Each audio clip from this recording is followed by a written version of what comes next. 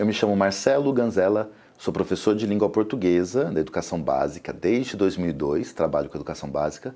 Também trabalho com formação de professores, sou coordenador do curso de letras do Instituto Singularidades aqui em São Paulo e realizo pesquisas sobre formação do leitor e ensino de literatura. Mas eu estou aqui na Melhoramentos para falar desse livro, Olelê, uma antiga cantiga da África, do pesquisador Fábio Simões.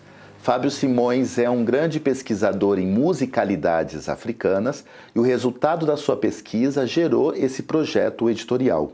Ele é alguém que tem trazido as sonoridades da África, inclusive tem produzido alguns dos instrumentos musicais aqui no Brasil, a partir da pesquisa que ele acabou realizando no continente africano. Esse trabalho também teve a coordenação de Heloísa Pires Lima, uma antropóloga, uma das mais respeitadas em estudos sobre africanidade também no Brasil. Todo o trabalho foi resultado de uma pesquisa especificamente na região central da África, e aí o que nós temos aqui são as histórias e a música que é cantada na língua lingala, que é daquela região da África Central. Nós temos também o trabalho da ilustradora Marília Pirillo, que faz uma pesquisa com a identidade visual do povo Luba e ela traduziu isso nas ilustrações desse livro. A história se passa na época das cheias do rio Kassai, na República Democrática do Congo.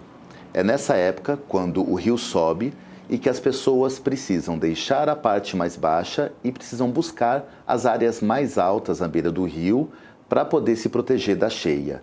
Nesse momento, todos devem fazer essa travessia, inclusive as crianças. É quando entra a canção que dá corpo a esse livro. Kala, o líder da aldeia, canta essa cantiga e convida as crianças a encontrarem sua coragem para que elas possam subir nas embarcações e enfrentarem as forças do rio Kassai durante esse período das cheias. Esse livro surge como uma ferramenta muito importante para que a gente possa combater o estereótipo de que a África toda é uma coisa só. Ela é um continente imenso, com muitos povos diferentes, com muitas histórias e muitas tradições. Por isso é fundamental que a gente localize onde se passa a história, de onde vem essa cantiga. Nós estamos falando da região central da África.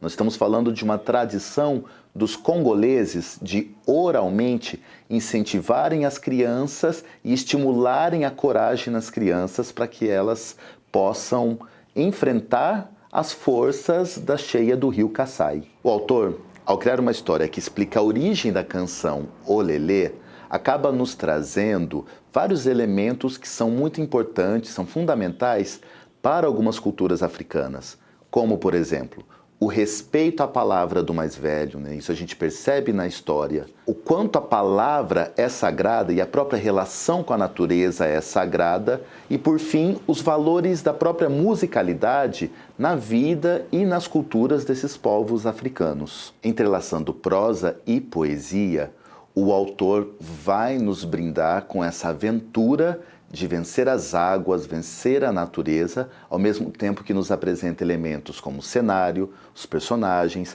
o lugar e os tempos em que essa história acontece.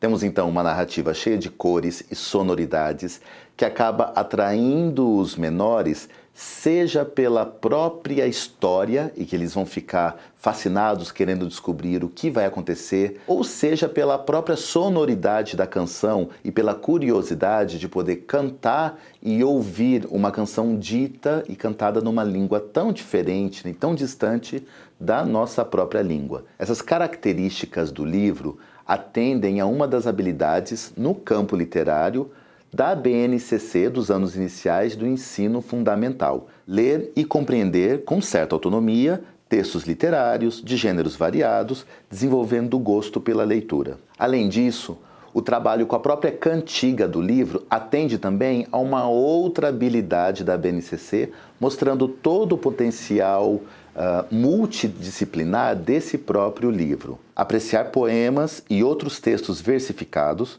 observando rimas, sonoridades, jogos de palavras, reconhecendo seu pertencimento ao mundo imaginário e sua dimensão de encantamento, jogo e fruição. O projeto do Fábio Simões é tão inovador que nos permite ler o livro até de duas formas. Por exemplo, você pode fazer um trabalho começando pelo final do livro, começando a leitura ao final. No final nós temos mapas, uma partitura com a própria canção e várias informações culturais sobre de onde essa canção foi retirada e qual é o contexto dela. Nós podemos começar por ali, ouvindo a canção, tentando cantá-la. Na própria internet você consegue encontrar versões dessa canção e depois de fazer esse estudo da canção, aí sim avançar para a história. Uma outra opção é ler o livro desde o seu início. A gente pode começar provocando a curiosidade das crianças, dizendo: sabia que tem uma canção lá do centro da África, numa língua bem diferente da nossa? Vocês gostariam de saber o que ela significa, o que ela fala?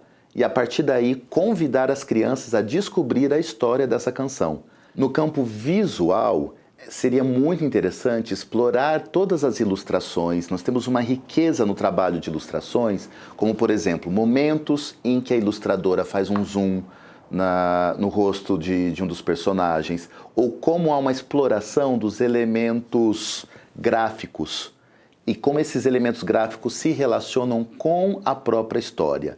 Além dos elementos visuais, a questão sonora também é muito forte. O próprio professor pode cantar alguns trechos da canção, pode cantarolar algumas palavras, ou podemos também convidar as próprias crianças a irem cantando algumas das falas, já que a letra da canção compõe de uma maneira muito harmoniosa o próprio texto da narrativa. Pode-se, por exemplo, durante esse trabalho de leitura, ler em voz alta o que a gente encontra na página 16. O rio ficando fundo, ficando bravo, perigoso, dá medo.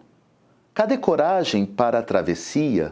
Essa questão pode ser respondida de diversas maneiras pelas crianças e cabe ao mediador acolher todas elas, sempre pautado na obra, sempre tendo a obra como apoio.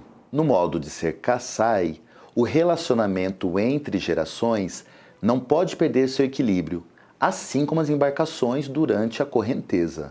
O próprio remar, lucar, é o vigor de cumprir essa jornada.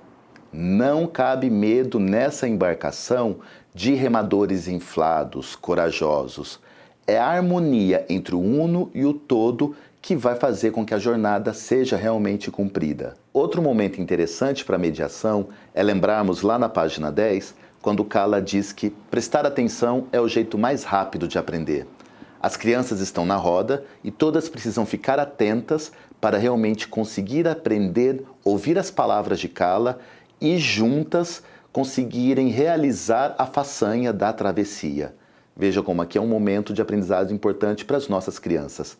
Prestar atenção é a maneira mais rápida de aprender. Por fim, o livro todo apresenta uma oportunidade maravilhosa de trabalho interdisciplinar. Vivendo a aventura da canção Olelê, a gente aciona poesia, música, história, geografia, memórias, todas essas áreas do conhecimento se articulando enquanto vivemos a aventura da travessia das águas do rio Kassai. Por fim, este é um livro que permite com que a gente refaça a trajetória da África para o Brasil, diminuindo ignorâncias, aumentando equidade e respeito entre povos.